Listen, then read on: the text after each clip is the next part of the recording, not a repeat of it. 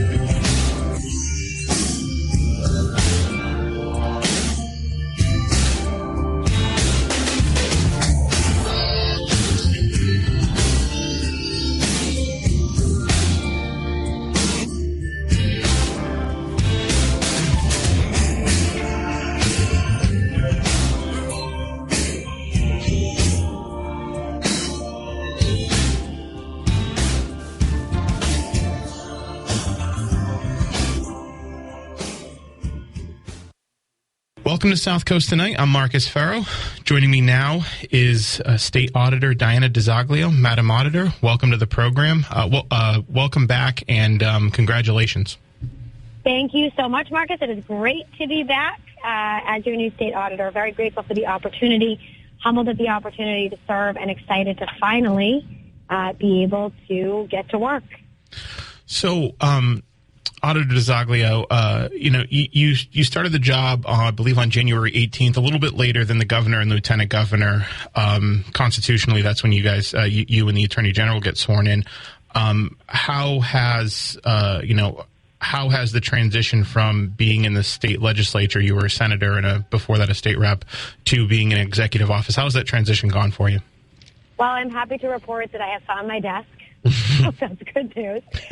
But the transition has actually been very smooth thanks to the hard work of the folks in the state auditor's office, the hardworking employees who have helped to continue audits that were in progress before I ended up actually taking the oath of office, and also begin to help incorporate my social justice and equity audit plan, which can be found on my website for anyone who's interested, dianaforma.com. But they have been very helpful in assisting to, again, make sure that those audits that were ongoing are continuing and continue to be in progress, and that my audit plan is being incorporated for a seamless transition. So I'm very grateful, and things are going smoothly.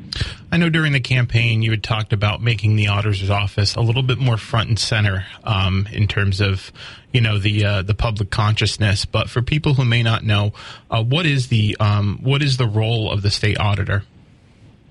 So the role of the state auditor, a lot of folks, it's a great question, Marcus. A lot of folks have asked me why I would ever leave being a senator, because I spent 10 years in the legislature, as you know, working alongside of your great state delegation, who is doing a great job for your region.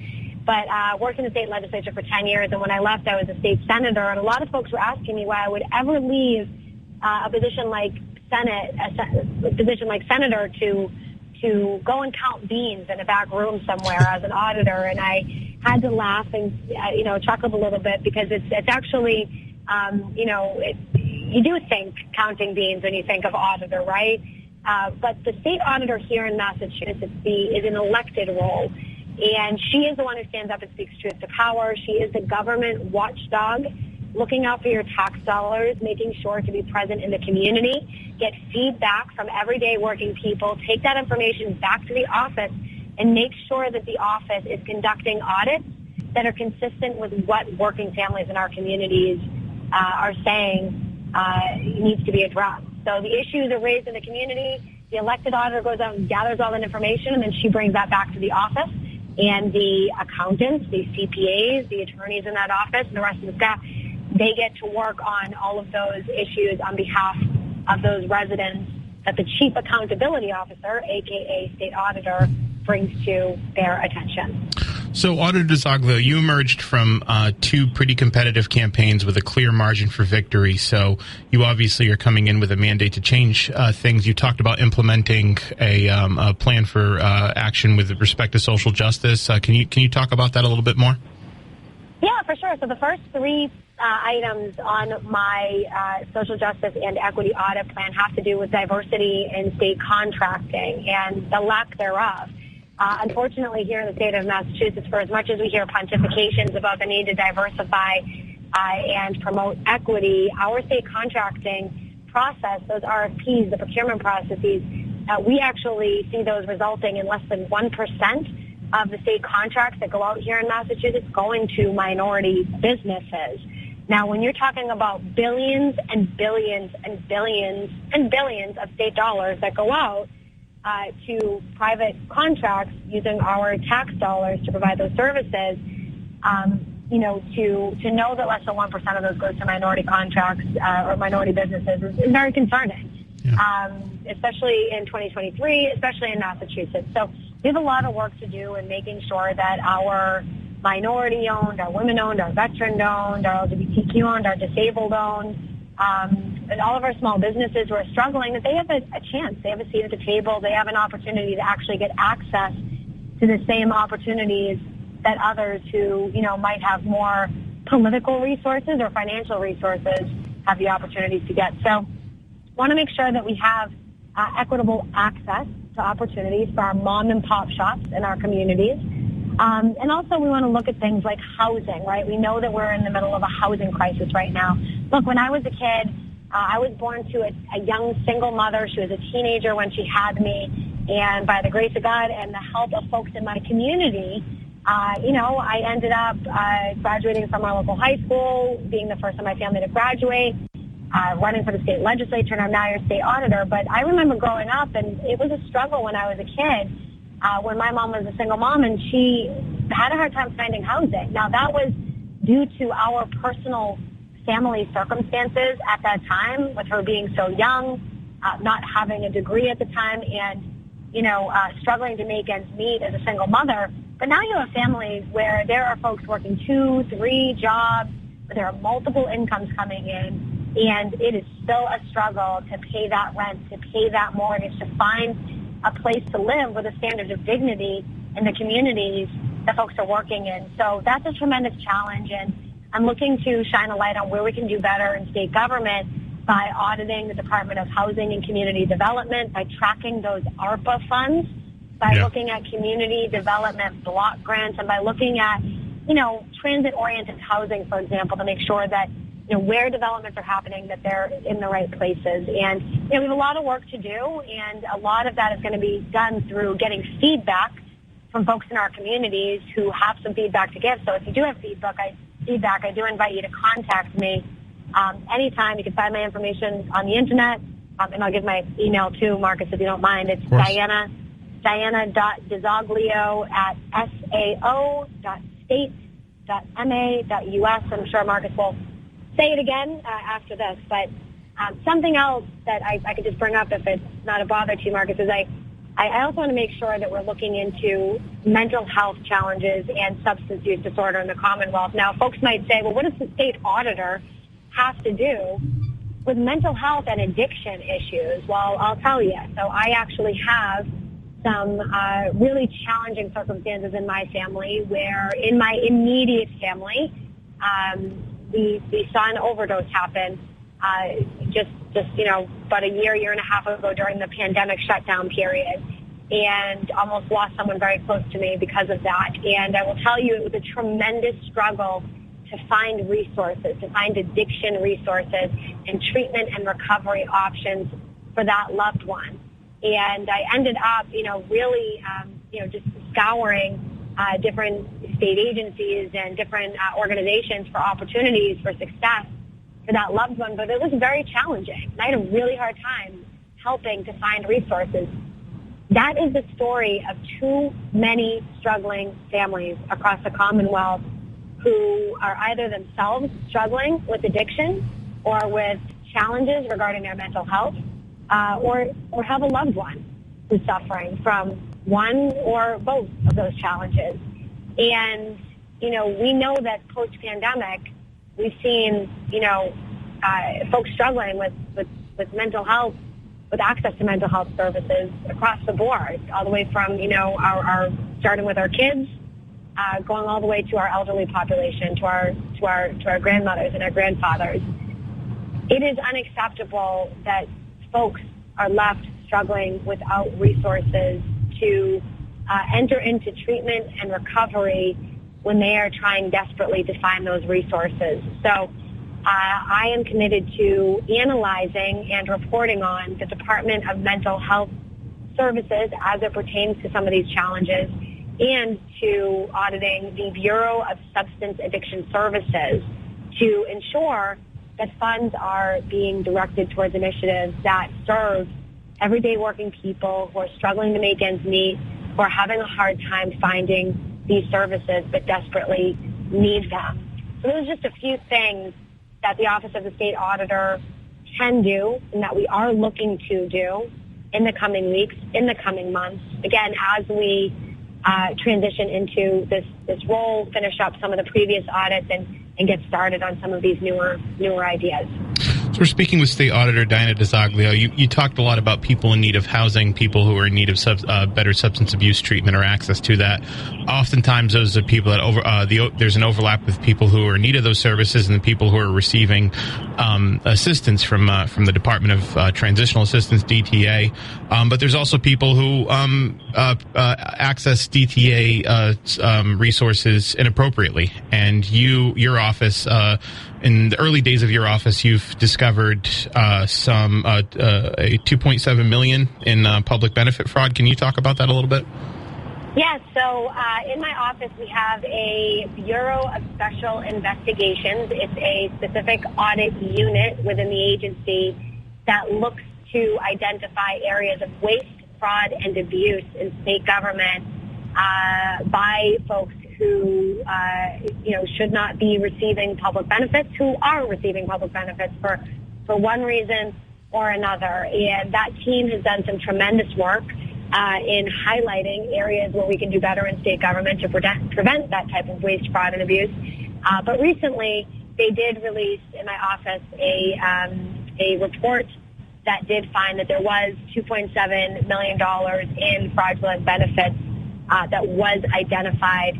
And those funds are now, there's a process that the office goes through, working together with other agencies to make sure that those funds are hopefully recovered and that there is accountability in place regarding those actions that were taken to make sure that those fraudulent behaviors do not continue, and that the money that is meant to go towards people who are struggling actually gets to people who are struggling and not to folks who are abusing the system, thereby hurting those who are really genuinely in need. So transparency and accountability is absolutely paramount.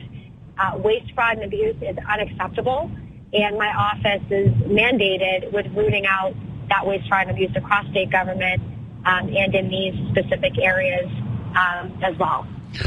We're speaking with State Auditor Diana DiZoglio. So one of the most troubled public institutions we have in the Commonwealth is the MBTA. We just saw a video recently where some paneling almost fell on a passenger who had exited from a train. Of course, during the election season, the train caught on fire.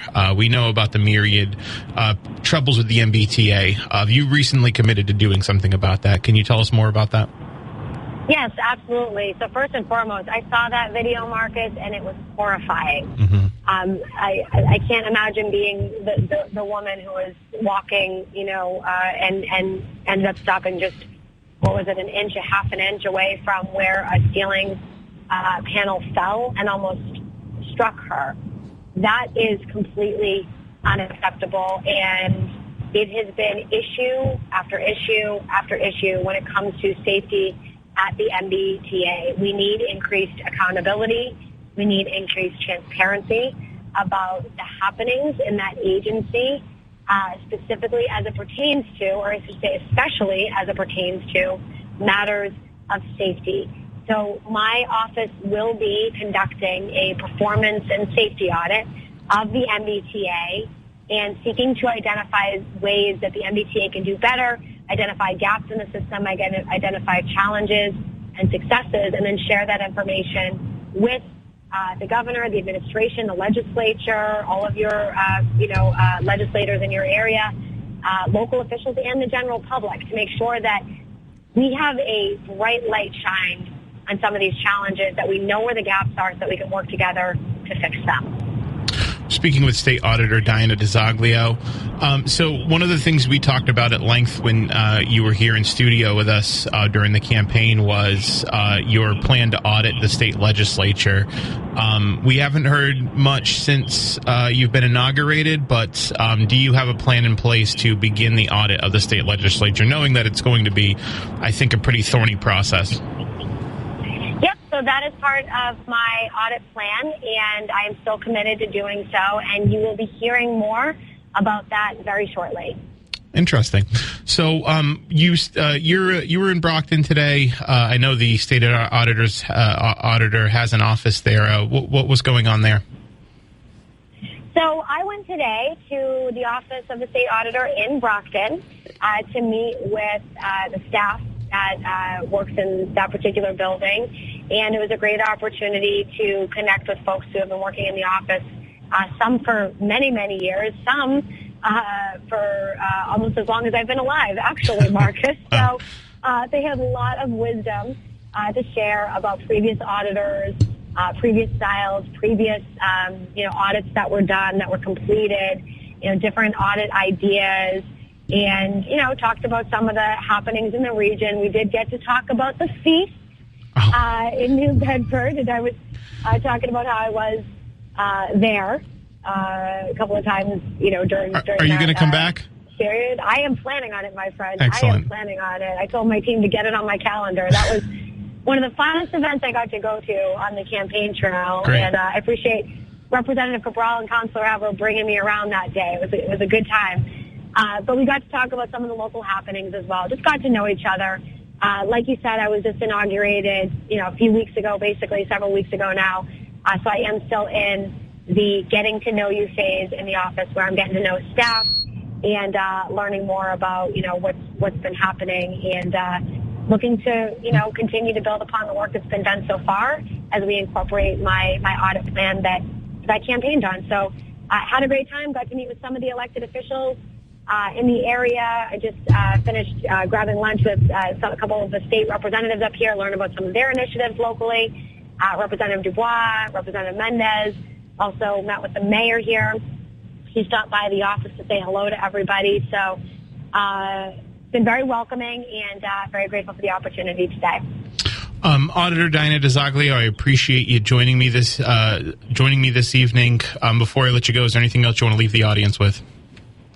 Just that I would love to hear from you. If you have anything that you'd like us to consider or to look at, my information can be found on the internet if you just do a quick search of my name, Diana DiZoglio, or you can shoot me an email at diana.dizoglio@sao.state.ma.us. And for those who do not have computer access, who do not like to use the internet, you can call me at 617-455-2190. I'd love to hear from you. I did campaign on being the people's auditor, and in order to be able to fulfill that commitment, I need to be hearing from the people so that we can make sure that our office has our finger on the pulse of what's happening in all communities, regardless of background, or I should say of all families in all communities, regardless of background, bank balance, or zip code. So looking forward to hearing from everybody, and so grateful, Marcus, to have the opportunity to join you again. Look forward to joining you again quite soon. Thanks, Madam Auditor. Appreciate it. Thanks so much. Talk to you. Bye-bye. Bye. That was State Auditor Diana DiZoglio. We had her on quite a few times after, during the campaign, and it was great to talk with her again after she was successfully elevated to the auditor's office. We talked about a lot about her plan to audit the legislature throughout the campaign. Now, I'll be honest with you, that was a pre-taped segment. So the announcement came, probably some moments before I came on the air today to play this, that, she has made an official announcement on auditing the state legislature, the state reps on Beacon Hill. So I do want to actually read that statement. I think it's good to put as part of this interview with Auditor DiZoglio. But this just came out today. As I committed, my office has begun an audit of the state legislature. We hope this will increase transparency, accountability, and equity in the area of state government that has been completely ignored. Historically, the legislature has been a closed-door operation where the committee votes have been hidden from general public and legislation has been voted in the dark of night. Taxpayers deserve more. They deserve the opportunity to weigh in on legislative, budgetary, and regulatory matters that are important to them. Everyone should have an equitable and transparent access to information in all state-funded agencies, including the legislature. Unfortunately, the legislature has not been audited since 1922, while Massachusetts ranks as one of the least transparent and least accessible state governments in the nation. It is my hope that the legislature welcomes an opportunity for an audit to uncover where we can and must do better as a state government. Our office looks forward to working with them. So this is going to be really interesting because I think this is inexorably going to end up being a Supreme Judicial Court case, if not a Supreme Court case. And I wanted to play a quick clip from when we spoke with Auditor DiZoglio back when she came on in August, right after the feast. Actually, she joined Chris and me, and she made her intention clear about how far she's willing to take this audit. And I am the only candidate in this race that's committed to do that. And one more thing about that. Some people say, well, you can't audit, and what if they say no? What if they prevent you from doing it and they block you from doing it? Well, I plan on taking them to court if they decide to block the audit that I am entitled to do through the powers of the auditor's office. It's not our statutory interpretation, and actually, I think if what you're saying makes perfect sense is if they've specifically said where they cannot be audited in areas of the law, and they don't mention it with respect to the auditor, that actually makes a lot of sense to me. Listen, we got to take a break.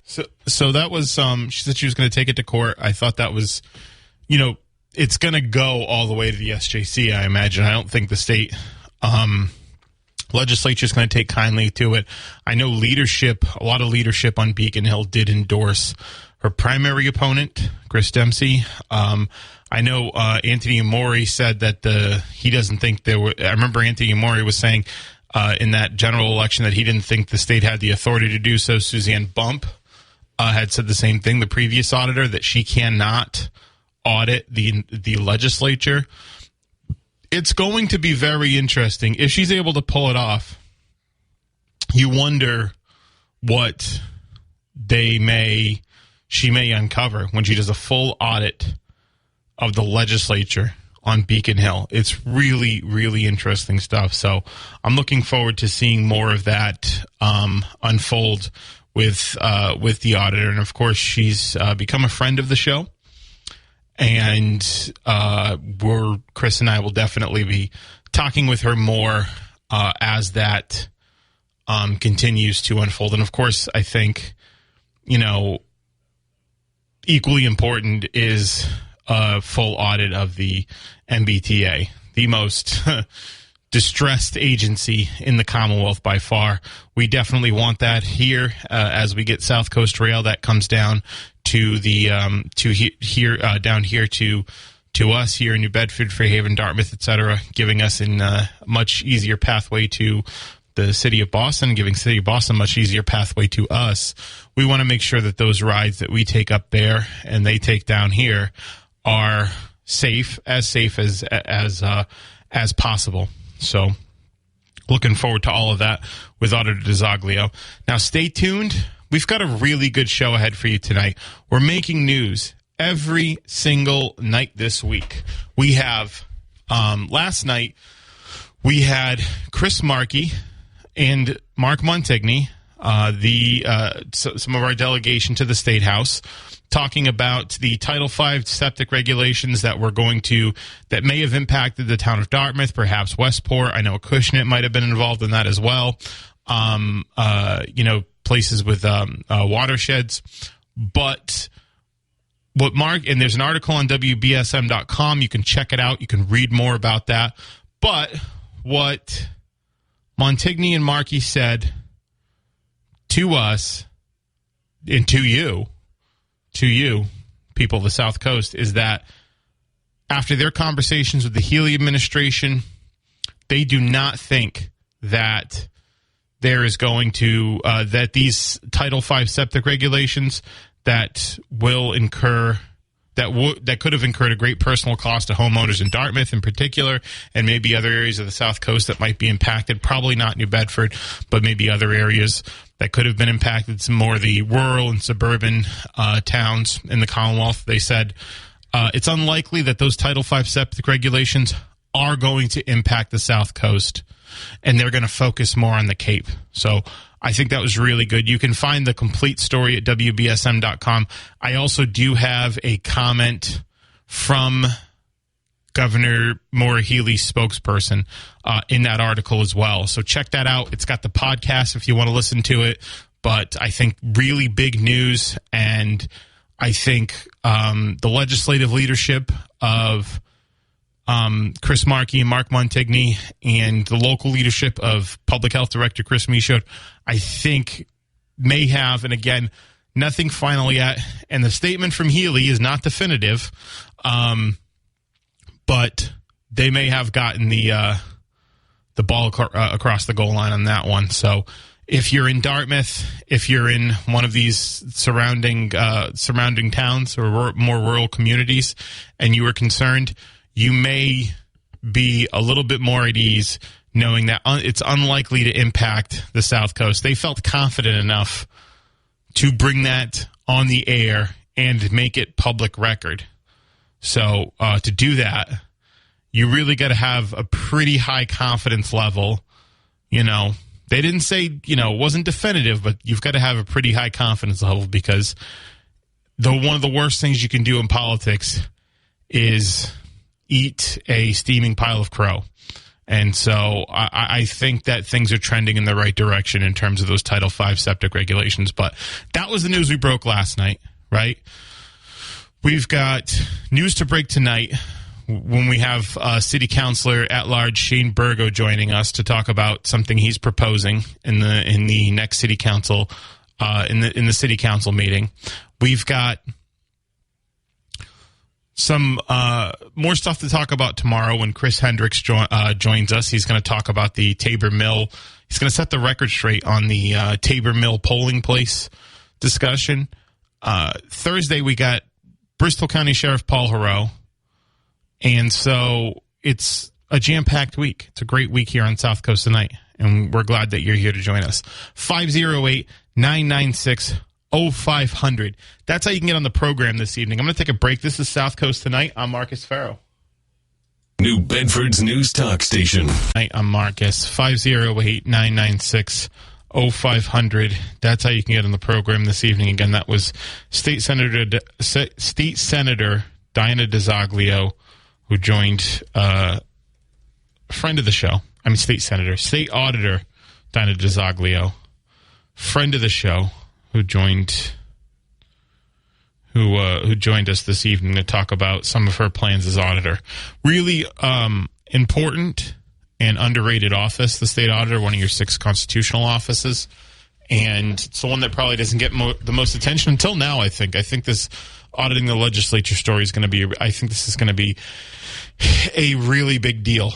I think this is really going to be something that.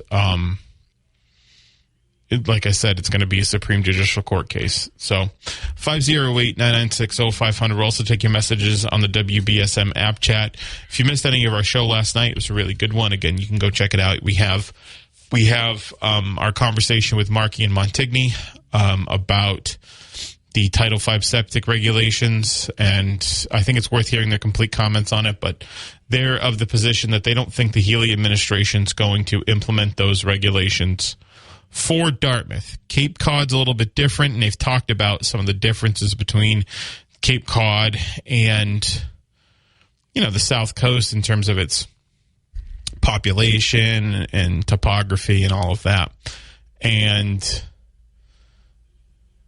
frankly, most of the voices that are in favor of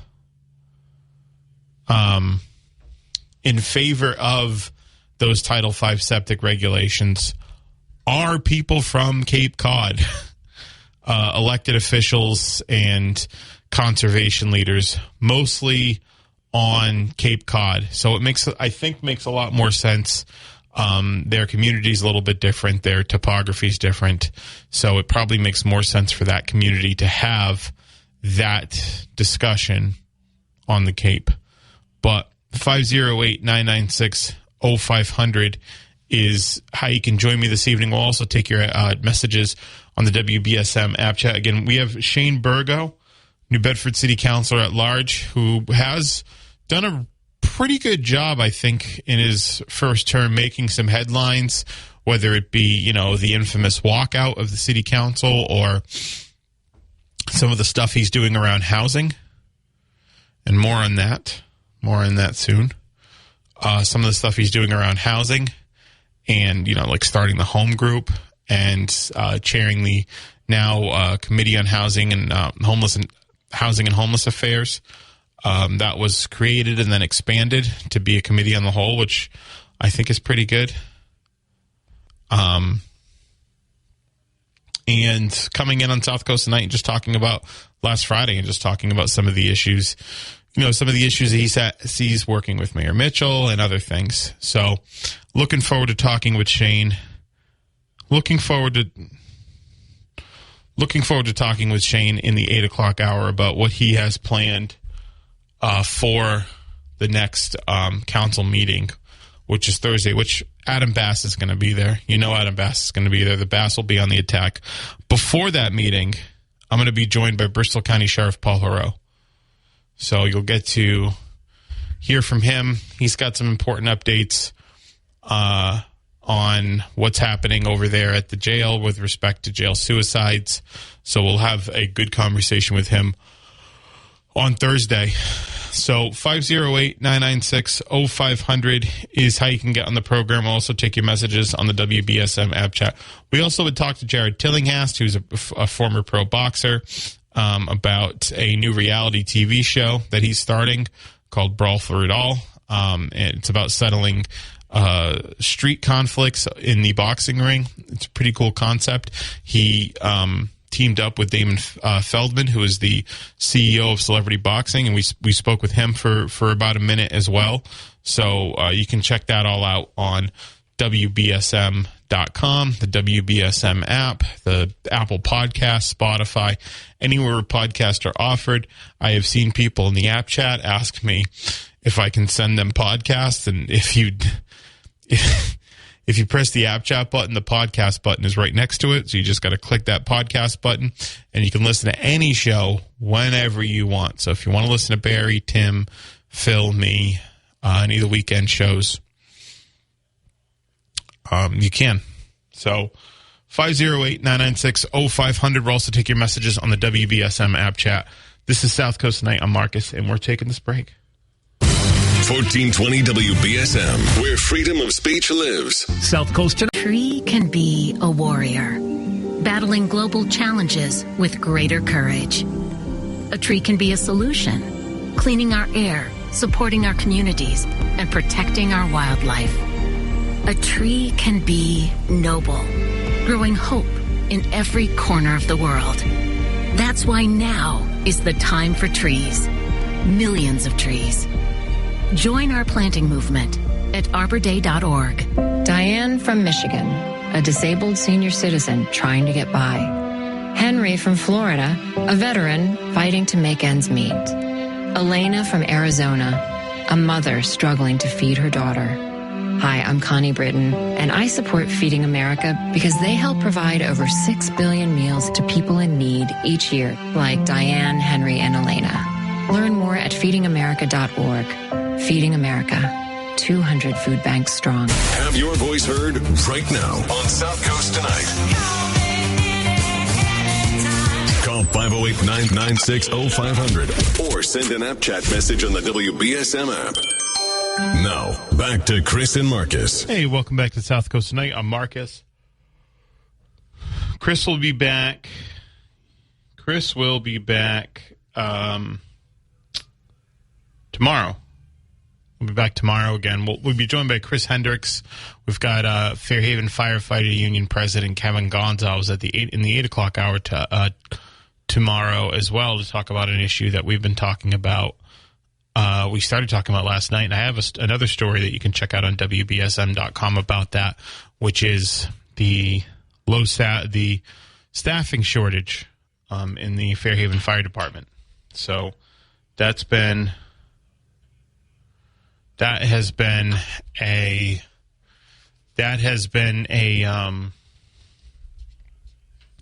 big issue. It's one that we'll continue to cover, but you can check that out on WBSM.com or the WBSM app, which is the best way, I think, to both read articles and listen.